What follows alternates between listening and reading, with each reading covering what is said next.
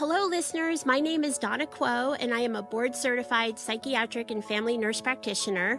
Welcome to the Brighten Up podcast, where we pull up the shades and shine the light on mental health topics both affecting and improving the lives of families. Welcome to today's Brighten Up podcast on cybersecurity for seniors, the first podcast of our Spotlight on Seniors series, focusing on the mental health and wellness of senior citizens. I'd like to introduce today my very special guest, my son, Bryce Kuo, who is a rising junior at the University of Tampa, majoring in cybersecurity. Bryce is the oldest of 4 children and a high school graduate of the LaSalle Institute in Troy, New York. Bryce is currently working as an IT intern at Pioneer Bank for the summer. For more than 130 years, Pioneer Bank has been providing financial, insurance, and employee benefit solutions to New York's greater capital region.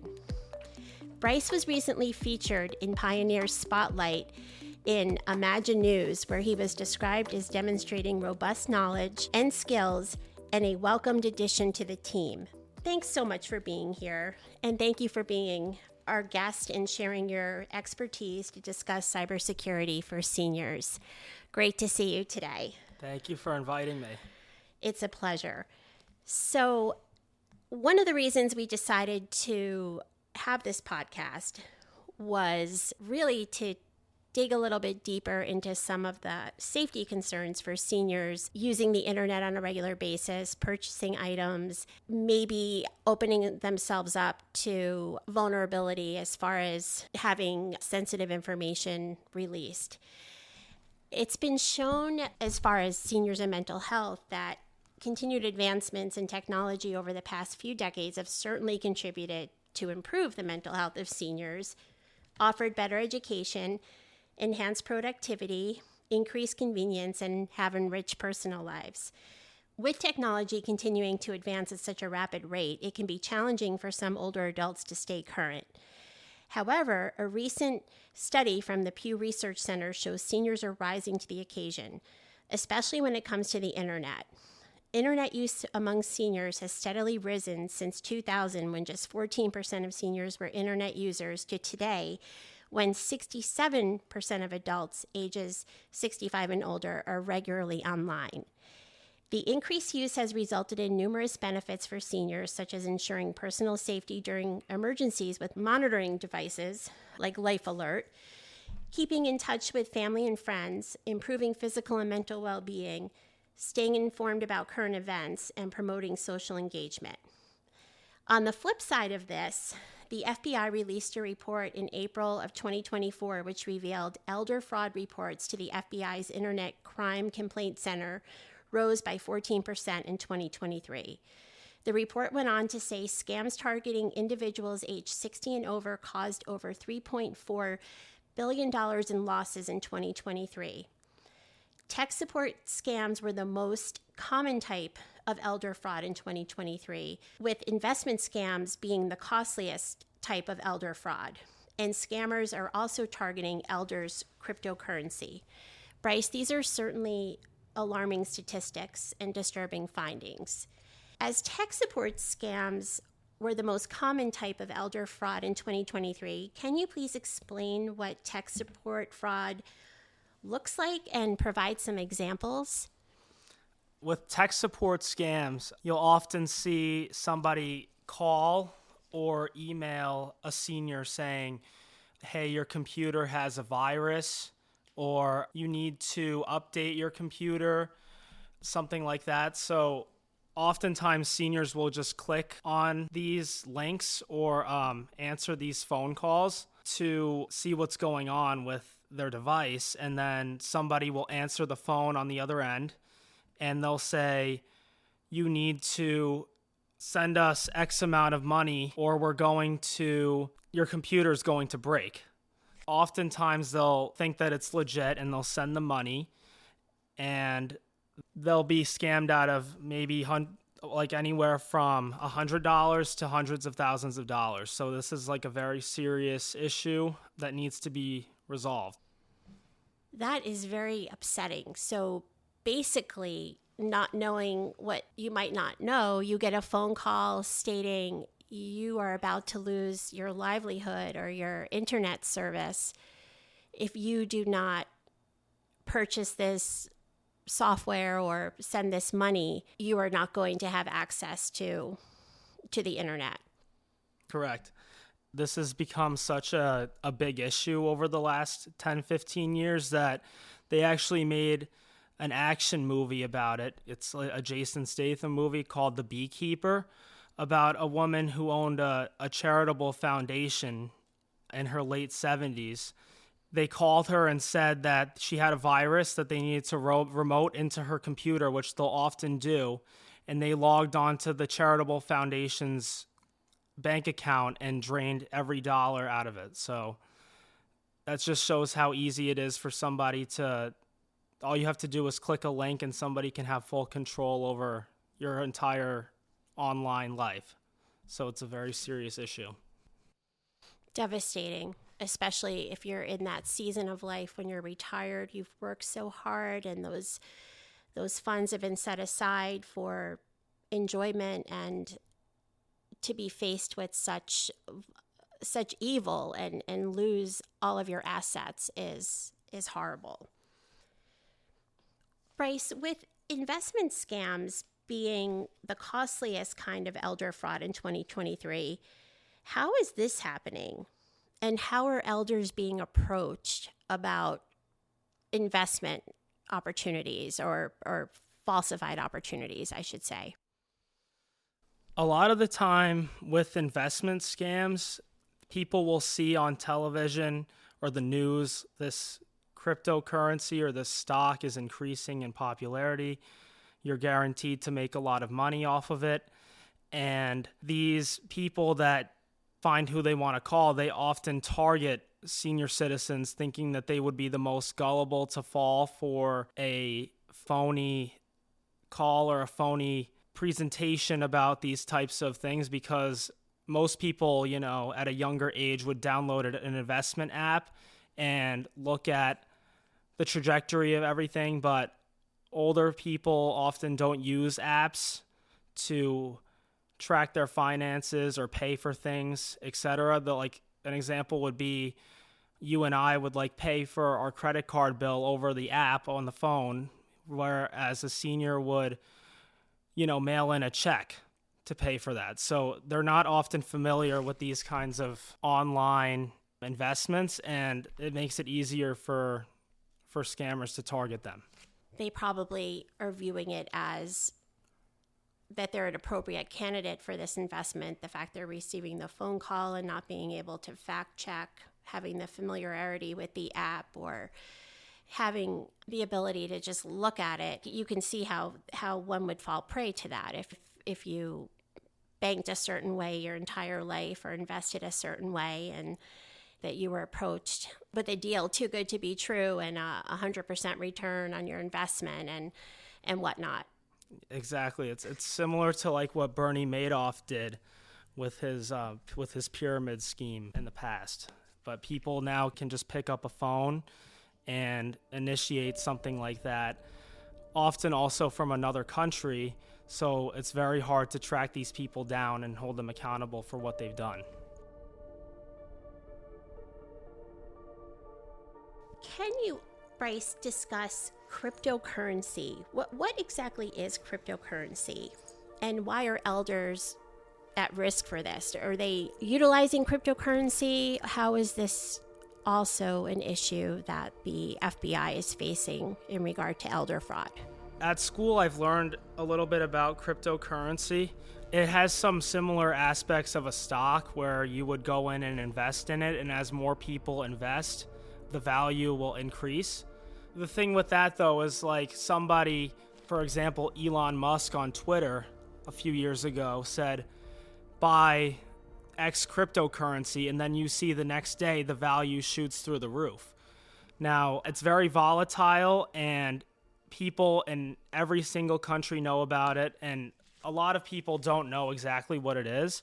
So somebody will be watching the news and they'll say this cryptocurrency has, gone from $100 to $100,000 in 6 months, and it'll be a great investment. And somebody can call and say something generic, such as Bitcoin is a very popular cryptocurrency that is worth a lot of money, but it's not as straightforward as going into Chase or Charles Schwab and saying you want to invest $1,000 into NVIDIA.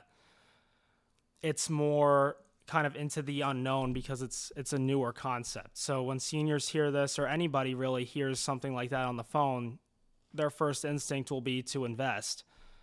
When in reality, somebody may say, pay me in gift card. There's many different types of scams, but one of the more common ones is they'll tell somebody to go get gift cards so they can redeem the code online without having to mail or wire any kind of real money, which is another thing that makes it very hard to trace. So the investment for cryptocurrency, whatever that might be, they will say, make your investment in gift cards. Send us the gift cards.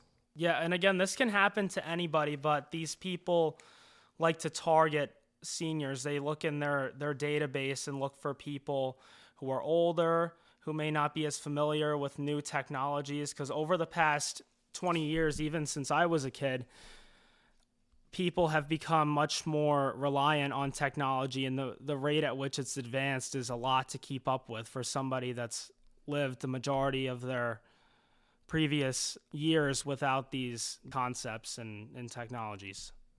I'm curious, with cryptocurrency, you make this investment, I'm imagining, almost into space. How is that tracked? Are there statements sent on a monthly basis? How do you, what would be the distinguishing factors between, a cryptocurrency that was investment that was real, like the Bitcoin you mentioned, or one that was fraudulent?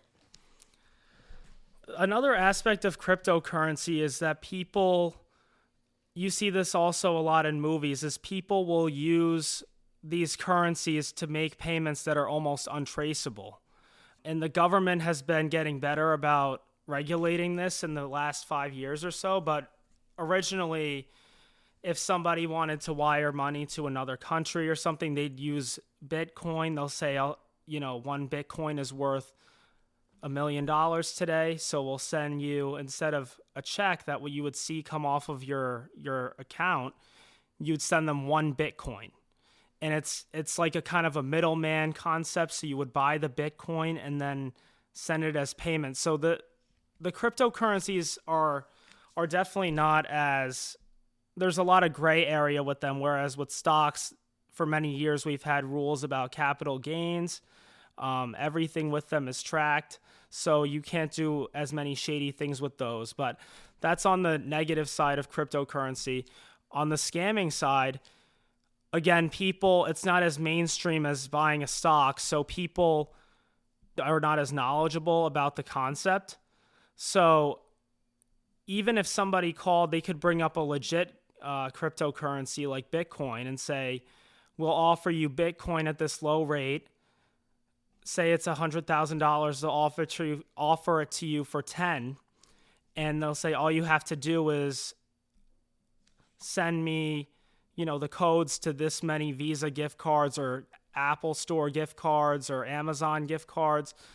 And when you buy I worked at a grocery store in the past, and that was one of the trainings we did, is preventing gift card scams, which can be touched on in other areas of scamming as well. But to start with cryptocurrency, a lot of people will be sent in and they'll say, I want to buy $500 Amazon gift cards. And that, as a cashier, you're supposed to see that as a flag because there could be something going on. And if they end up peeling off the back and emailing the code or texting the code to the people they've been communicating with, there's no way to recoup that money. Scary. Very, Yes. Very scary. Given all of this very, very concerning information, how can elders protect their financial information when, say, shopping online? We've had personal friends and experiences of people buying things on Amazon that all of a sudden their credit card information has been compromised and they're getting charges they did not make. So what would be some suggestions that you would have for elders to protect their financial information if they were on Amazon or any other website? So a new scam that has been coming out lately, you don't even need to talk to anybody for it, is somebody will send a link to a website. So for example, Amazon. They would change like one letter in the word Amazon to, they'll flip two around, and then you'll go to the website and it will look exactly like Amazon. And when you go to order something, number one, what you ordered will not be legit, like you didn't really order it. And number two, you put your credit card in there, and now they have those numbers. So I would say, in my experience, the best thing that I've done to prevent that is to go to, when I'm going on to Google or something, I'll go right up to the bar in the top in the middle and type in Amazon.com to make sure I'm getting to the correct website. Those kinds of companies, bigger companies, are better about making sure they take down those websites quickly. But if you're going to a local small business or a business that doesn't have as big of a scale, it might be harder for them to monitor that cybersecurity aspect 24/7. So it's important to make sure that you're typing in the link right. And when you're shopping online, it would be preferable also to use a credit card rather than a debit card, because it's a lot better to communicate with credit cards about recouping stolen funds from fraud and things like that. They're definitely more willing to credit you and back whatever funds maybe you lost while they conduct an investigation and have a whole task force well versed on that. Exactly, yeah. So in other words, if you're online, instead of saying AMA, Amazon, and then just having something populate where it might be easier to have the two letters switched up and be on a fraudulent site, to actually type it in and just double check to make sure the spelling is correct and that it's the legit website. The legit website, since they look so familiar. Mm-hmm. Okay. Very, very good to know. What are some red flags that elders should look for if they are getting a faulty email from a scammer, or suggested that they click on a website? We've all gotten those emails that say, hey, here's your chance to win $300,000. Click on this website. And I think just through our workforce and still working and learning the safety tips of not clicking on unknown websites, we don't do that. But again, if you are retired and not completely familiar or spent your working life online, it would be easy just to click on it. Right. So when you get an email, the concept of those types of emails, it's called a phishing email. Phishing with a PH. So what these people do is they'll send you an email. Sometimes it's very obvious, like spin this wheel and you'll win a $1,000 Walmart gift card. Those are not hard to ignore. But sometimes somebody will just send a almost blank email, and they'll say something more conspicuous like, hey, check this out. And they'll just attach a file. It would be a picture, like a PDF file, or it could be, they call it a text file, which is just like a note of words. But behind these file names, they can hide all kinds of code and things that would take advantage of your vulnerabilities, that if you clicked on that, it could compromise your computer, compromise your internet connection, your email, and you wouldn't even know it until it's too late. Somebody could be monitoring that if you clicked on something like that, they could get into your email, install some kind of forwarding thing that all your emails will be sent to them, and they can see, your emails. So if something sensitive comes in there, like a bank statement or an order number, something like that, they can see that. And then as they're in your email for longer and longer, they'll see, oh, this package is getting sent to this address. That's where they live. Or this account ends in this, so we can try and get into that now too. Or we can see their username for this bank or their username for this Netflix, and they can kind of behind the scenes just take over everything. So it's very important to try and stay away from those links. It's helpful to get a newer email kind of interface, like Google is pretty good about filtering out those kinds of emails. But again, nothing is perfect, and you always kind of have to be on guard. If you see an email that you're unfamiliar with the sender or it doesn't look quite right, don't take any chances and click on anything.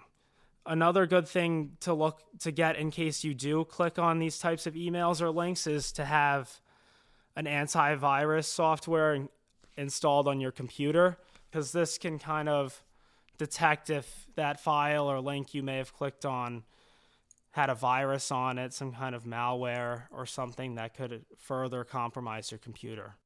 Very interesting. It's like your whole identity, your whole essence can just be overtaken by these little cracks, really little small openings in windows, little pieces that can be put together. And they can take that information that they find in the email, and they could possibly call up your bank. And obviously a bank is very secure. They ask a multitude of questions, but if they're in your email and they're receiving information about your address, verify this, that, the other thing, they can, if they have enough email records to look and find kind of build a profile on you of your name, address, this is the town that I live in, this is who I hang out with. So like a lot of people, when you have like a password when you call the bank to confirm that it's you, or they'll say confirm your address, confirm this. So if they're able to find enough of those elements,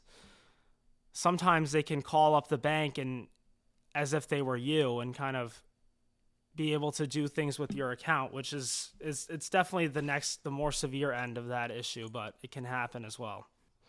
And I'm sure that really, to your experience this summer as an intern, I mean, those are very important safety features that financial institutions really will need to have and have now already in place and will need to continue to strengthen to stay ahead of the curve, I'm sure. Yep. It's going to be a constant battle, because as one thing is fixed, then the people on the other side will come out with another loophole that they can try and take advantage of. So people will always have to monitor these types of things, not just with scams, but with company information and things like that they can fight back.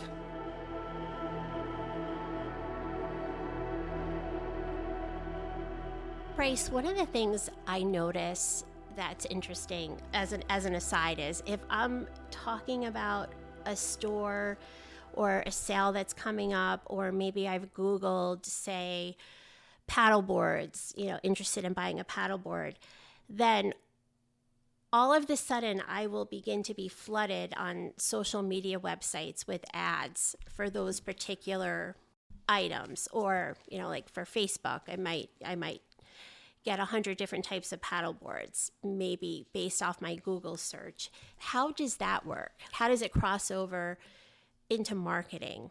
I'm just curious as to how it just seems like this unknown territory of how is this information shared, and are people approached for just talking in their phone about Kohl's and then all of a sudden getting a coupon, like not even, like almost like the phone is listening, or a person. Well, oftentimes people would think like Instagram and Facebook are owned by the same company, but say Instagram and TikTok are competitors. But across all companies, one of the main ways they make money is off advertising revenue and selling, kind of like a term for it would be selling your information. So when you go on a website, or now like when you download an app on your phone, it'll say, on Apple phones, they're good about it. They say, would you like to allow or deny this app to track what you're doing or searching through it? And usually you want to say no because you don't want them to see every single thing about you, per se, like what you want to buy or what you're looking for, because then you're right, it will all pop up on Facebook. So say you're on Instagram looking up canoes, and then you go on Google and you're looking for something up and it says sponsored this canoe.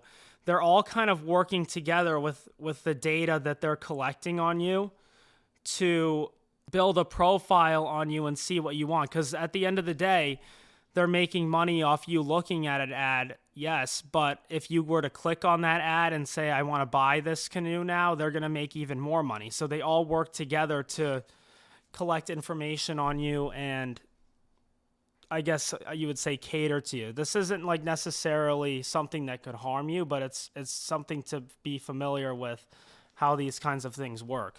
Yes, good to know. Thank you for that. What steps should elders take once they realize or they suspect that they've been a victim of an online scam or identity theft? What steps should they take at that point? Well, it depends on what kind of scam we're looking at. So I haven't touched on some of the types of scams, but the most common would be, like I said earlier, the phishing emails, people calling about financial things like the Bitcoin or even stocks or investments. And then another category, a couple categories would be people having like an online relationship.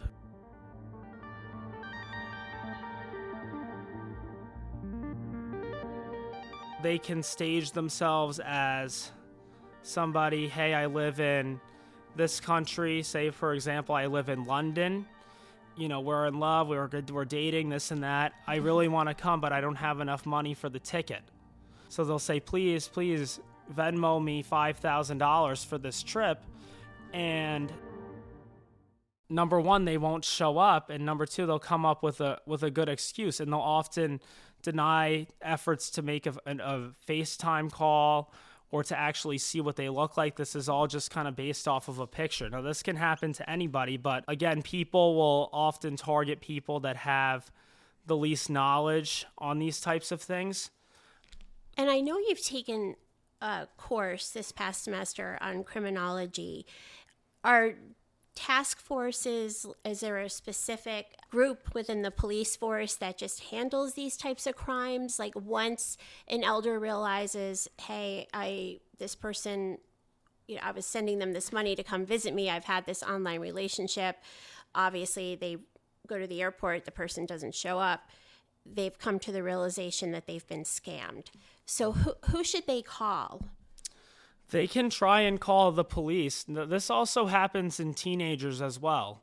It can really happen across the board. Anybody. Yeah, to anybody. Of course. So an example I saw on the news last week was a young teenager was convinced through Instagram that he was talking to a woman, was convinced to send like some compromising images through Instagram, and the scammer then flips it around, completely reveals themselves. They say, if you don't send me $5,000 right now, I'm going to send this to everybody on your contacts.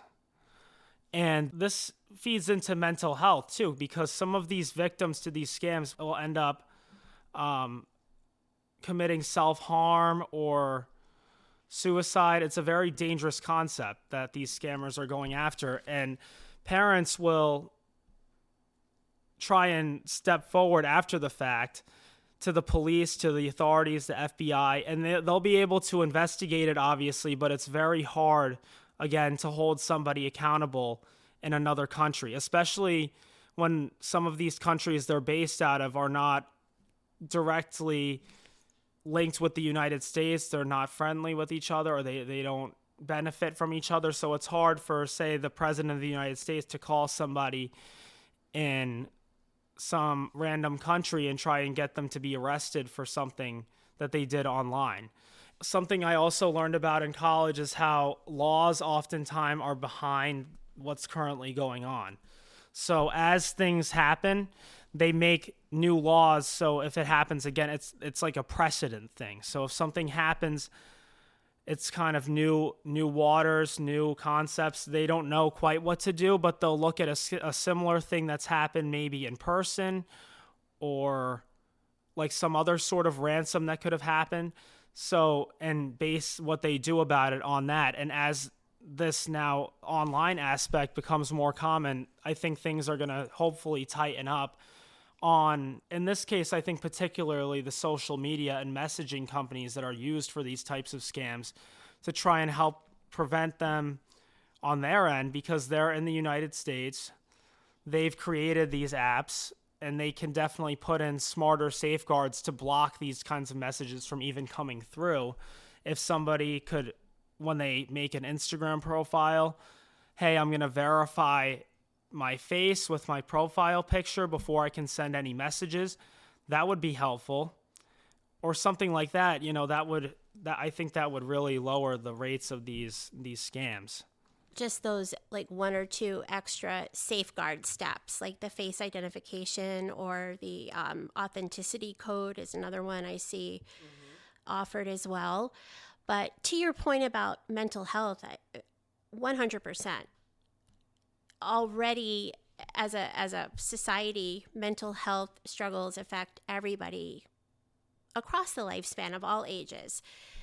Really, speaking with the topic of the podcast about the elderly, there already are struggles with, for some, isolation and loss, and maybe slowing down a little bit, while at the same time experiencing the best years of your life, enjoying grandkids and traveling, and having the time to do things maybe you've wanted to do for a lot of your life. So if you are violated in any way during that period of time, that would definitely be a tailspin into a mental health crisis. Yes, definitely. This is why it's important for elders and people of all ages to become educated on the consequences of not being cautious online. Because if you don't know what's going on, it could really discourse your entire life with the snap of a finger. So there's definitely some resources out there that can help with education. Classes at places like Apple, if you buy an iPad or an iPhone or something like that, to show you exactly how to use it. And if you're familiar with the good stuff, then you'll be able to identify the bad stuff a lot easier, rather than if you're just completely in unknown territory trying to navigate through these kinds of devices and you don't know what this app does or that app does. That can contribute to falling victim to these kinds of scams. That makes perfect sense. Get uncomfortable with being uncomfortable. I can fall victim to that. Just show me the bare minimum of this technology. I need to know how to get from A to B. But if I need to get to A to E, I haven't practiced that or don't know that, even though that's a normal skill that you would have with the good stuff. As you said, really getting comfortable with the software, that truly is helpful and truly is honorable. And then you're able to kind of have a higher radar, so to speak, or antenna up for the fraudulent activities. So you mentioned that Apple was a good resource if you were to buy a device from Apple. They have actual classes to teach you. And are there online courses that you might recommend for folks? Maybe transportation might be an issue, or mobility. Are there any reputable online? There's a lot of resources that people can use to familiarize themselves with certain functions of technology. I would say my go-to when I don't know how to do something is honestly to watch a YouTube video on it. You can rewind it hundreds of times and make sure you have it down. It's free as long as you have an internet connection. Lots of local libraries will also have classes like this on technology, and those places are often available for walking or even bus transportation, public transportation, to access town libraries and things like that, who always will offer some kind of a course almost every day on something. So I'm sure that a lot of them will offer technology courses for people of any age to access and make sure they really will have an A+ on whatever they're trying to figure out. You mentioned antivirus software as well. Just going back a little bit to that statement, is there a brand or a particular software that you find most user-friendly, or a couple maybe you can mention for our listeners to take a look at? I know for the Apple computers, the best antivirus to use is it's called Bitdefender, which will scan your files and make sure, because again, with those phishing emails, if you click or tap on a file, it could just be there dormant until it wants to come out and become a virus, like quote deployed as one, and it can take over your computer. So it's important to have something like that you would do a scan once every couple of days. It'll go through what you have downloaded on the computer and tell you if, hey, this file has a virus in it. And you'll be like, oh, I didn't even know that where this came from. Maybe it was from that email that you clicked on 2 weeks ago, So it's important to have that kind of monitoring happen all the time. It can really help prevent things from escalating or snowballing to a further level. Sure. It's like a hidden pathogen, almost like something that might cause shingles, that it stays dormant or asleep for decades and then exactly creates all this chaos. So some other examples that I know of antivirus software would be like a Norton 360 or McAfee is a good one. Those work on Windows as well. The number one thing to remember with antivirus as well is that it's better to get it as soon as you turn on the computer for the first time. Because as I said earlier, there's a lot of times that if they were able to get one of those files on your computer, a thing could show up in the bottom and say, this is one that I've seen a lot in my own troubleshooting. It'll say, this is McAfee. You have severe malware or severe virus on your computer, and you need to click this now to get rid of it. And that'll just make it worse or further expose everything on your computer. So right when you get the computer, before you download anything, log on to emails, really anything, it's good to get one that has a package with an antivirus already before. Okay. So that's the legit one. And if you want to see if there's something wrong, you click on that one and it'll tell you the truth. Okay. And I'm sure a lot of these antivirus products or companies have a 1-800 number if you had to call or you had a question about something that popped up or the installation process. Yes, definitely. That's another thing to touch on is phone numbers. So the best thing to do is if something comes in a box or you're calling your bank, is to just call the number right on the back of the card or the back of the box. Because another thing that people can do is you look up, for example, Chase phone number, and some sketchy website will have a phone number that it'll say Chase customer service. It might not even be a real phone number for them. And calling that number could either get you into a scamming situation, or they could even record your number down and be like, this is somebody that's going to call these types of numbers. We should try and call them and see if we can bring their walls down and get some info out of them. That's a great point. Just like the faulty, fraudulent websites, the phone numbers as well. It sounds like you're in a field with just endless ways to help people, and not only elders, but people across the lifespan. And as a nation, maybe there's an opportunity for growth to empower seniors in their best years to be more and more comfortable, having maybe classes through police stations or having more discussions surrounding it. A lot of opportunity and great to have this evolving field that's been around, but is, as you said, just growing so quickly with so much to keep up with. So I think your opportunities for the future, I think you are quite exciting, Bryce. I'm just really happy that you were able to come in and talk with us a little bit today about this topic. Certainly, we will be inviting you back, as more and more cybersecurity issues will inevitably pop up. You are certainly a person who is securing the virtual world one click at a time. And we just want to thank you again for coming in. Thank you for inviting me. It's been a pleasure. Thanks for tuning in today, friends, to today's Brighten Up podcast on cybersecurity for seniors with Bryce Kuo. We appreciate your time and attention and hope you can share this podcast with someone you love or care about. Until next time, remember to live on the bright side of life, like the sunflower who chooses to face the sun. Take care, everybody, and we'll catch you next time.